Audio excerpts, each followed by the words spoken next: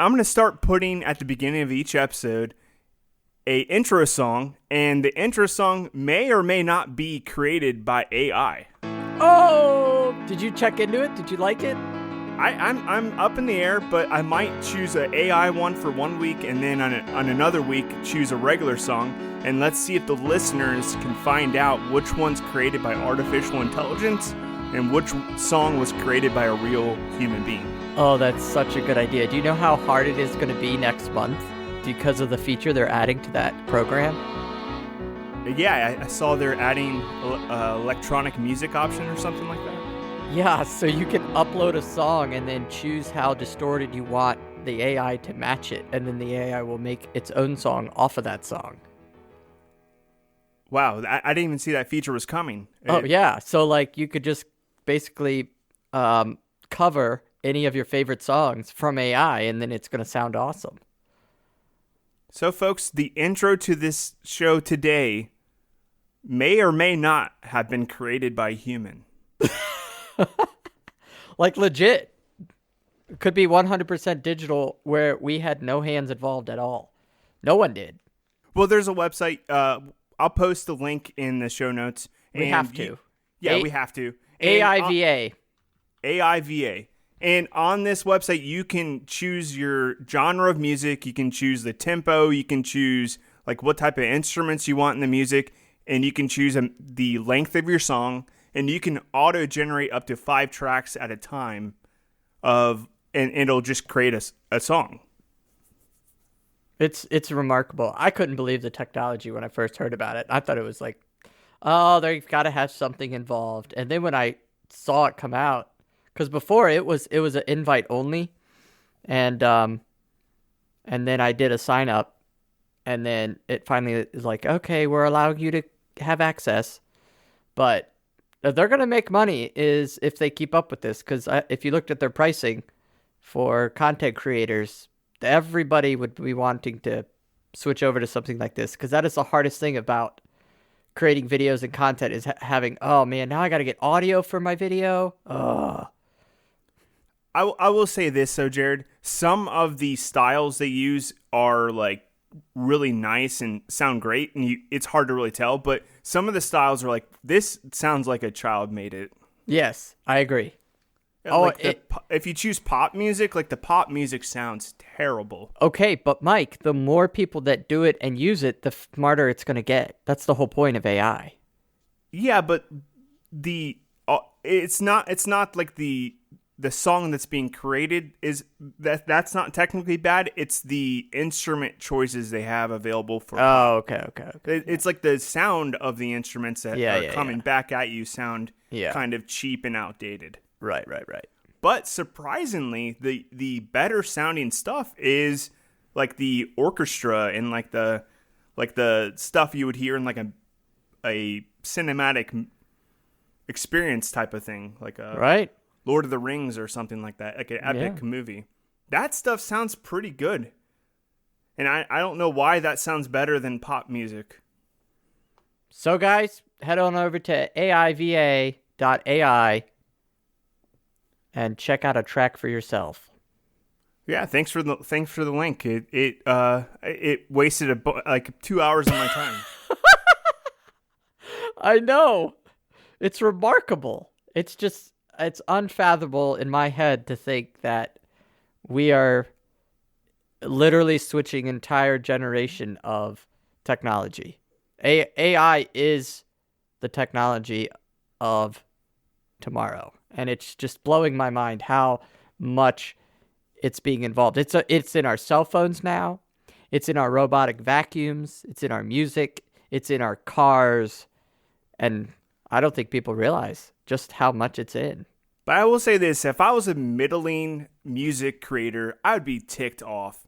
Because like I have some talent, but then now this computer can take my job. Like 100%. If I wasn't that good at creating music, then I'd be ticked off at this new thing. Right. But then again, people in all industries have said stuff like that where, filmmakers said, oh man, if they make digital movies, then us cartooners won't have anything to do. And yet they just adapted and created better content. So, But I'll say this, the people who are super talented at it are not going to be replaced. no, It's the never. people that have like low to medium range talent to begin with. Yeah, you're out They're out. They're gone. for sure. For sure. Next, But that's how go life find is. another calling. Exactly. That's how life goes. It's true. That's very true. So, what are we covering today, Mike? All right, yeah. The first thing I thought, that struck my mind this week, it's kind of big, is the release of Disney Plus. Oh, that was what I was gonna cover.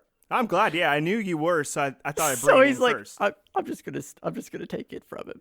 But I'm not taking it from you. I have an interesting wrinkle, but you can talk about your side of things with the Disney Plus, because we each have our own perception about what it's going to do and the importance of it. I want to ask the listeners and yourself, what do you expect when you hear the word a pre-order? I'm going to pre-order something. I'm excited about it. They just released the pre-order. Let's go sign up and pre-order. What does that mean? What does that mean for you?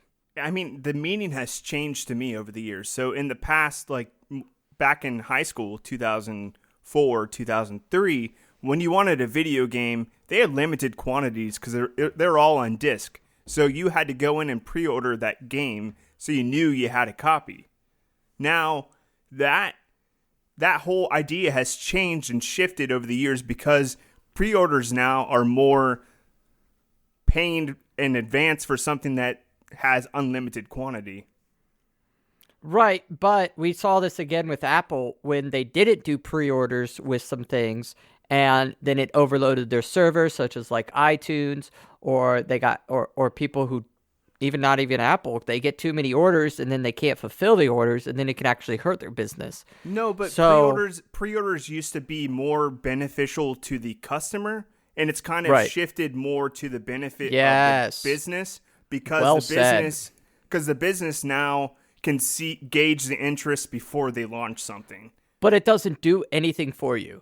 No, it doesn't do anything for you at all. Well, I thought it did. I was excited. I was like, oh, we're going to get like the beta side, or we're going to get like this special side of it. But it's not. It's nothing like that.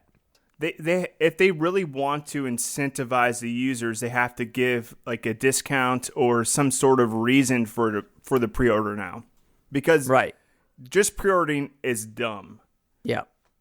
They didn't even charge my card yet. So it's like, we're talking about Disney Plus in specific, and they did a pre-order, and I signed up for the pre-order, and you put your credit card info in, and then launch day, I had to be at work at 4 a.m.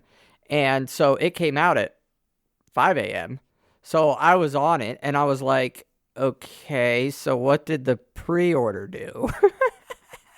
I guess the only benefit would be if you could access the service early, right? But even accessing the service early, it was subpar that early.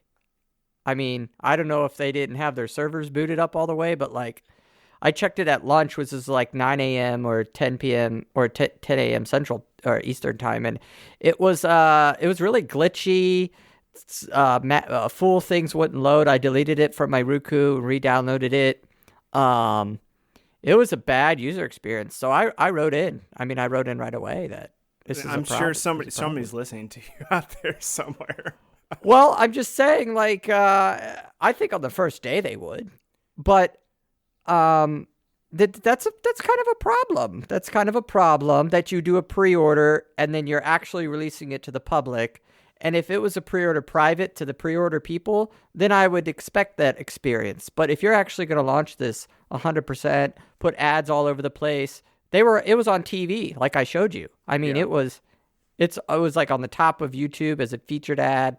I mean, it's everywhere. And yet, but no matter how many servers you have up and running, though, there's always going to be more than you expect. So, like, whenever HBO had, like, the final episode of Game of Thrones or something like that, there's always hiccups or something along those lines. So, I understand it, but you expect more from, like, a big launch that those hiccups shouldn't be there. Like, it almost seems like they rushed the service out like early, kind of like Apple did with their Apple TV Plus or whatever they call it. I don't know. I haven't experienced the Apple TV yet, the TV Plus, but I have experienced other rushed things. I would say this wasn't fully rushed. They did exceed my expectations. They had way more content than I expected because I didn't expect them to have a lot of the stuff that you would think. So I mean, I like it. Obviously, it's really good for Disney fans and families with kids, especially. So it's great to know that everything on there is PG-13, and you can create a kid's profile, and then everything shows up kids and fun, and it just cuts out anything that would be scary or have a weird logo that you wouldn't want your kid to see. So it's nice, and you can download your videos. 4 people can watch it. 7 different profiles. So my sister-in-law contacted me, and she's like, "How do you like it? I think I should do it." And I was like, "Well, do you have Hulu?" And she's like, "Yeah." And I was like, "Well, you want a bundle?" So we just bundled. So I went from paying like $5.83 to paying $6.40 something cents. So I basically got Hulu for 70 cents, and I just have to share it with my sister-in-law. So it's like, this is a no-brainer. I get Hulu and Disney for like $6. Yeah, it's a really good deal. It's a really good bargain, and I'm kind of curious how long they can keep it at that price to be viable. But I guess if enough users sign up for it, then they can make a whole lot of money. And plus, they own the licenses to a lot of those properties, anyways. That's the so key. It's not like Netflix, who has to buy the licenses from Disney or Paramount or whoever. Netflix has to pay for it, whereas Disney already owns it. Right. So yeah, Disney does have some savings on the back end. And like I was reading earlier, I mean, they're still producing. People are like, "Oh, this is going to take away from the theaters." Like, when VHS and DVD and Blu-ray and everything keeps coming out, or digital downloads, they're like, nobody's going to go to the theater. It's baloney. I mean, Disney alone produced 6 $1 billion videos each, and it's not even over. They still have to release Frozen 2 and Star Wars. It's not even the end of the year yet. Yeah, I think I read that same article as you, and they talked about how Disney can get away with not having ads because their service is an advertisement for basically their other things, like like the movies in the theaters, or like their amusement parks, or right. other things like that. Yeah. In one line, it was Disney's advertisement is Disney. It's like a loop. It's like a feedback It loop. is. Yeah, it's like the 8. It's like the 8. The symbol 8 or infinity side. It's like, whoa, trippy. Whoa, Disney is Disney. What? Well, so anyways, I'm not signing up for it yet, though. I'm not sold. That's all right. Because the wrinkle I wanted to talk about, and this is something that I've been thinking about for years, because I've never had cable, and I've tried out like things that compete with cable, like I think there's the Sling Box one, Sling TV. Yep.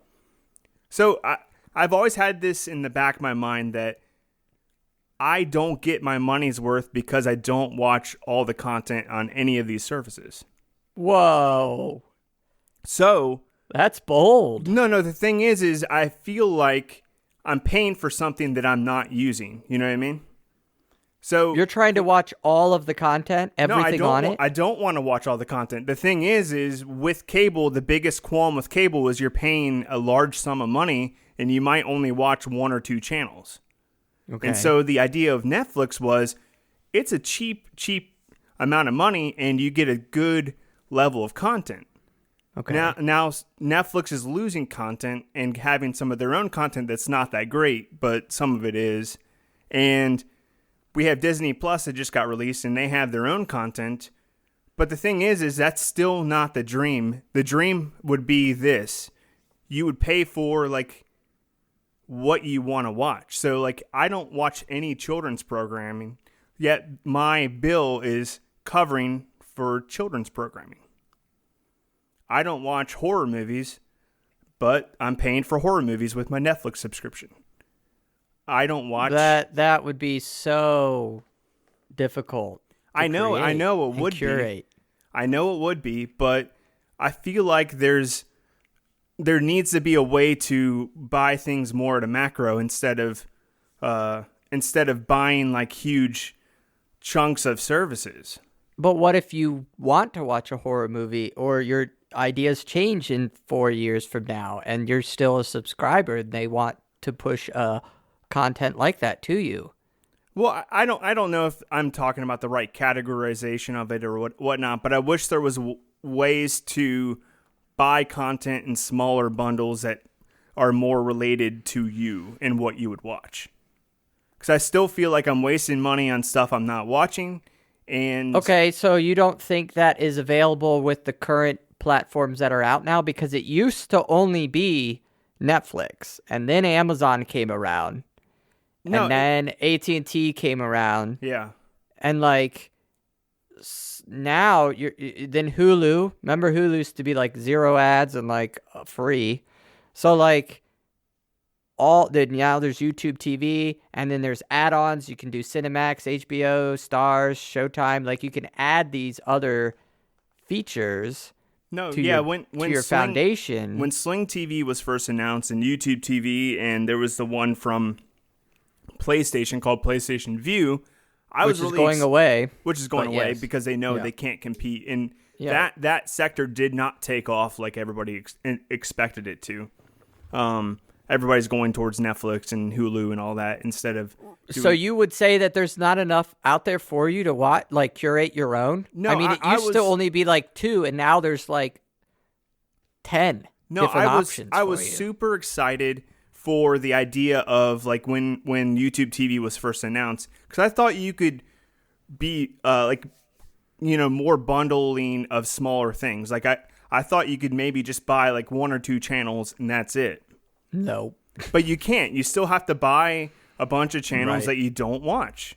So the dream was, and I hope it happens someday, maybe you can just buy 3 channels or 4 channels. I don't know. But the problem is no price low enough would matter for you to not just be happy that you have everything?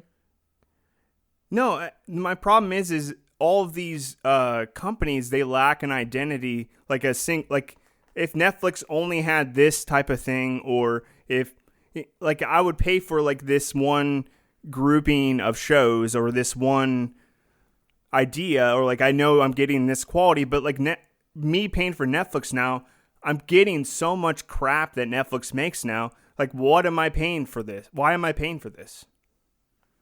You're only comparing that to what else is out there available, though.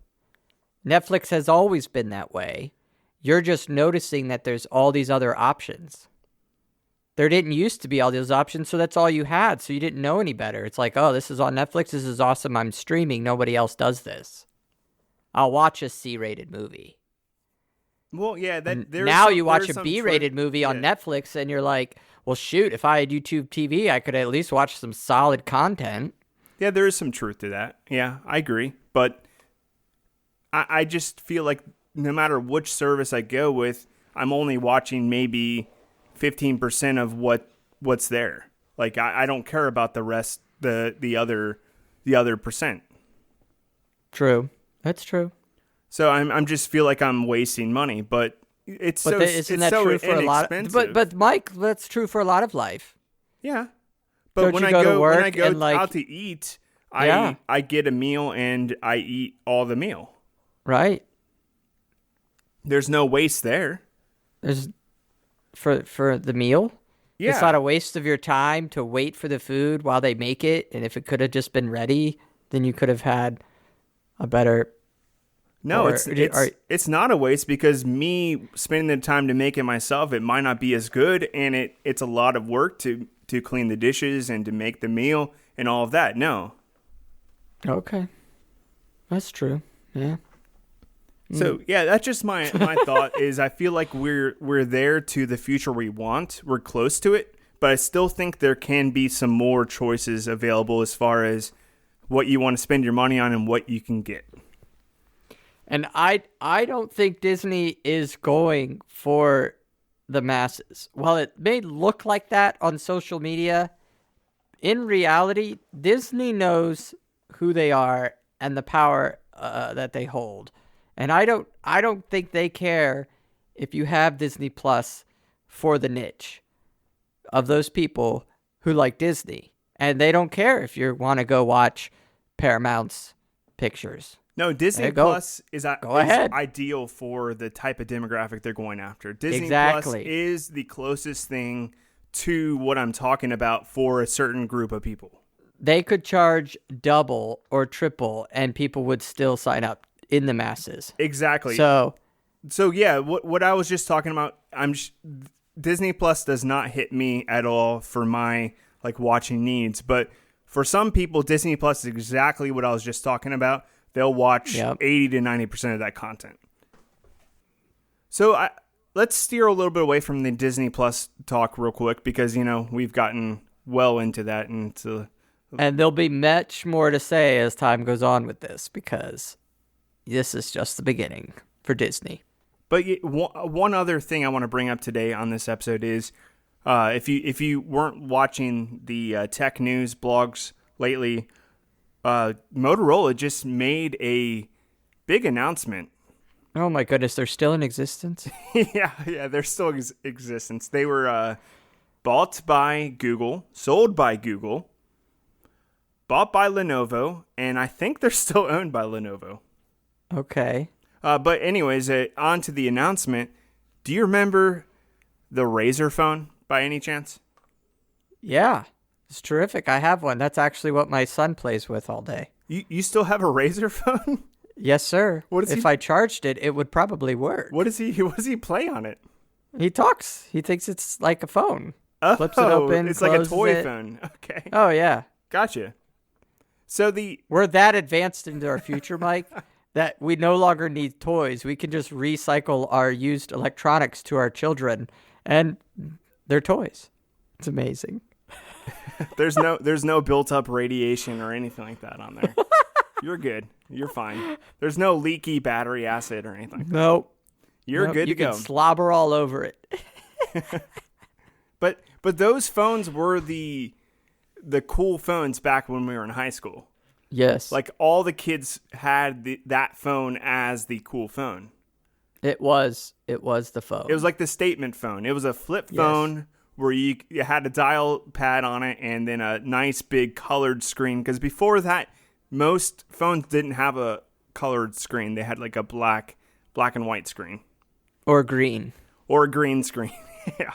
And you played Snake on it with like your buttons that you could memorize in your pocket. This phone had like this cool flat keyboard with this curves on the numbers and letters. It was the jam. It was very svelte for the time. It was a very slick looking device. Mm-hmm. And Motorola just announced that they're bringing back this same phone, but in a smartphone design. I'm gonna get it. Did you see the video on it? Can I upload iTunes into it? No, it is a Razr phone by form. So if you look at pictures of the old Razr phone, it's identical to the original. It's identical, but when you flip it out, it is a full 6-inch touchscreen smartphone. I'm really confused about this. So in your pocket, it's like a folded up phone, and then when you get a phone call or if you want to check your messages or browse the internet, you pull it out of your pocket, unfold it, and there you go. You got a statement phone. That's a statement right there. It's beautiful, man. It's a beautiful phone, and it's a beautiful idea. It's fantastic. Oh, it is. Oh, wow. Are you looking at pictures right now? It's remarkable. It really does change the game. No, it's really unbelievable. Wow. It's when you have it in your phone, it's about the size of a small thing of mints. Yep. A small thing of mints, and it folds out into a full-size smartphone. Oh, look at that. You can do a video call folded in your hand. Yeah, you can take pictures. You can take pictures of yourself with the device folded. It uses the rear camera to take pictures. Oh, what? Which is better than all these other selfie cameras. Which are using a front-facing camera, which is not as good usually. What? Yeah. Oh, this is amazing. That's a glimpse of our future. Bravo. Just wait until like a good manufacturer gets a hold of this. Yep. But yeah, just looking awesome. at the specs and looking at like it working, it actually functions. It folds flat. The screen folds in half. You can't even tell there's a crease there at all where it folds. Nope, you can't. No. No, when it unfolds, it's like you're looking at a smartphone. Maybe I shouldn't let my kid play with that razor. It might be worth money now. Yeah, but it's All these tech companies are like, we need to get pictures with original razors. But I'm saying I think foldable phones are the next evolution of the smartphone. Oh, no. You don't think No. so? Why not? No. Why? Maybe why as don't a you think fad. that? Maybe as a fad for like, just a small inkling of a time. All right, think about this. You can either have a regular size phone in your pocket and then you pull it out and you can unfold it and it's the size of a tablet, or you can have a very minuscule size phone and you can fold it out and it's the size of a regular smartphone. I think it's a fad, and as things come around, it's going to come around. Everybody's going to want a foldable, and then somebody's going to come out with the non-foldable, and then everybody's going to be like, whoa, who thought of that? To not even fold your phone? And it's going to be like we all forgot that that's what we started with in the smartphone industry. But why wouldn't you want a foldable though? That's always been. I want a foldable. Yeah. I've always wanted a foldable again. Why do you think it's bad then? Why do you think this is a bad trend? It's not a bad trend. It's just like they're not. It's gonna be a small fad. You're saying it's gonna affect the entire industry and everybody's gonna be switching to this. No, I say eventually once Apple jumps. Oh, come on! You don't think Apple? You don't think Apple in their labs have a smartphone like this? In the works. Of course they do. Of course they do. Well, that doesn't mean it's going to make it to production. Well, yeah, but if these actually catch a hold as much as I think they will eventually, then Apple's going to have to. Their hand is going to be forced. Because think about this. Apple, 5 years ago, they refused to make a phone bigger than 5 inches. True. They said 5-inch phones are larger. That's a dumb idea. That's terrible. Nobody's going to want to use those. That's poor design. And now you're lucky if you get a small iPhone. Right. Their best iPhone is the size of the state of Kentucky. Right. It's huge. So why wouldn't Apple make a smaller device again and then say, whoa, you think this device looks small? Well, not now. And they just unfold it and bam, you get a big screen. Apple's gonna find a way to make it look like they invented this in 3 years. Apple's gonna come on stage and make it look like they were the first ones to make a foldable phone, and everybody's like, "Wow, I have never seen this before." Mike, I've always been the one to do predictions, and now I know how you feel. You're doing a prediction, and I'm like, oh my goodness. You never do predictions like this. All right, guys, mark it down if you're listening 3 years into the future. Did Apple actually release it? And way to go, Mike. Should have bought stock in some of those companies that create the foldable glass. I'm calling it 2022. Apple makes a foldable phone, and they haven't even got on the 5G goes yet. bonkers. The word goes bonkers. Yes. All right. Well, any? Do you have any closing remarks?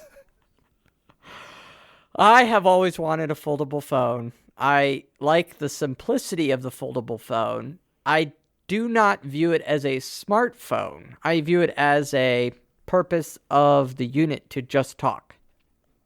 And a regular smartphone can do all of its other things that it does. But when I just want to get on the phone, then I would love to flip out a phone of my pocket and be on the phone and know that that's all I can do. And so you're talking about you want to go back to a dumb phone. I have always wanted to go back to a dumb phone. But then you also have a the problem with smartphone. carrying multiple devices in your pocket, which That is my issue. Yeah. Thank you. That is it. I think which Mike, I did have 2 phones at one time. Oh, I do remember that. But the whole dream is to lessen the amount of things you have in your pocket. Because I remember the days when you used to have a phone, a camera, a laptop, and a game console, and you'd have to like lug all that crap around. Now you can get away with just using your cell phone. And with the Samsung phones, you can get away with just having a cell phone and not having a computer at all. True. Because I plug my but cell phone. I still had to carry 2 phones because I cared about the privacy, and I had my whole life around the iPhone. But when it came to business and doing what I needed to do, the Samsung was far beyond what Apple could ever do. So I had to have a Samsung. So I had to carry 2 phones. Yeah, the Samsungs Big are phones. Great business phones, I would say that. Oh, yeah, they're remarkable. They're fantastic for that. Yeah, Apple has the market cornered on phones for everyday use, but yeah, Samsung has the business market cornered, I feel like. Yes. Yep. But anyways, real quick, let me talk about what we got wrong last episode. Well, oh boy. Not wrong, but sort of wrong. Okay. And we were talking about fact check. Not fact check, but like kind of a reality check. I don't know. I don't know if it's a reality check, but we were talking about how everything's disposable and how like all these like headphones now are just you toss them after they wear out. But what I didn't know is some of the models that are not the AirPods have replaceable batteries. So if you get the Samsung Galaxy Buds, which are functionally the same thing as an AirPod but work on Android instead of the iPhone, they have replaceable batteries. You can just pop them apart and replace that watch. It has a kind of like a watch like button battery in them. So you technically could keep using those as long as they don't like wear out from like water damage or something like that. Right. But then if you want to say disposable, it's your definition of disposable because when you turn in your phones to Apple, that robot tears it apart, and Apple is the biggest generator of like reused gold because they extract all the gold back out of their phones and then reuse it. I don't know how that has anything to do with the earphones, but but it's not disposable. I say parts of it are disposed, and a lot of people don't send their device back to the manufacturer for them to tear it apart. A lot of people just toss it, to the side. Not everybody recycles them, but I feel like some manufacturers who are like the lead in their industry are not making good design decisions as far as making their devices last as long as they could and making it so users can repair them or replace parts. So I feel like we could get better in that area, but we probably won't because of the greed, the corporate greed to have people buy new things over and over and over again. Yeah, but I think people are naturally recycling their phone. They just don't realize it because they're turning it in for an upgrade, and that turned in phone will get sent back. So I always assume they refurbish them and resold them on like an eBay or something like that. Does Apple not refurbish them? Do they just tear them down and completely tear them apart? In 2016, they did 1.2 million phones and extracted 23 million pounds of steel, 13 million pounds of plastic, 12 million pounds of glass, and like 2,000 pounds of gold. So they're making a little bit of money, but I guess there's so much margin in an iPhone that they can kind of give you a discount for turning in that phone just because. So it's kind of like a coupon, really. They're not really. Sort of. In 2016, they recovered $40 million in gold alone. That's a lot. That's a lot of gold. $40 million just from you turning in your phone and upgrading it. But I wonder how much of if that's additional profit, or how much did they give $40 million worth of discounts, or was it?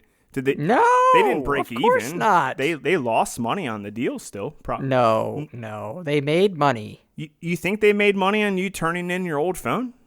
Yes. They give you like a $200 discount. They're not getting $200 worth of materials out of each phone.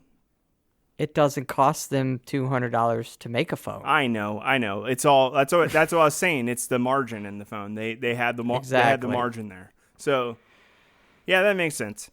Well, I thought I'd bring that up, that we did say that everything was disposable, but there is a couple companies out there that still make devices that you can repair and fix yourself. I know, small little detail, but okay, it's something I missed and I didn't think of. Okay. Thanks for listening, guys. Thanks for listening. Till next time. See you, Jared. Bye-bye.